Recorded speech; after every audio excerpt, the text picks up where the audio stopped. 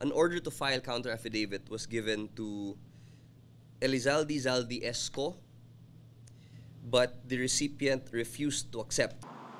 Pinadalhan na ng Office of the Ombudsman si dating ako Bicol Party List Representative Zaldico ng utos para maghain na ng kanyang kontrasalaysay kaugnay ng 289 million peso na substandard umanong flood control project sa Nauhan Oriental, Mindoro. Inirereklamo si Ko at 17 iba pa na mga taga-DPWH at contractor na Sunwest Incorporated ng graft, malversation, falsification of public documents at paglabag sa Government Procurement Act. The last place or the last residence of former Congressman Ko was used in the delivery of the order, and yet the persons who received it on his behalf refused to accept the order.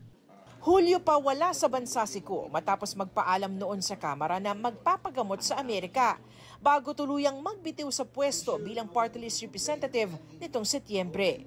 May Interpol Blue Notice na kay Ko na pinaniniwala ang nasa Europa. Gayunman, hinihikayat pa rin ng Office of the Ombudsman na maghain si Ko ng kanyang counter affidavit.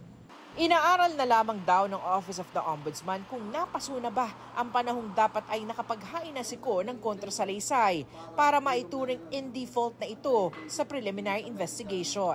In default po kasi ang isang respondent, hindi siya nakapagbigay ng kanyang defense sa mga allegations laban sa kanya.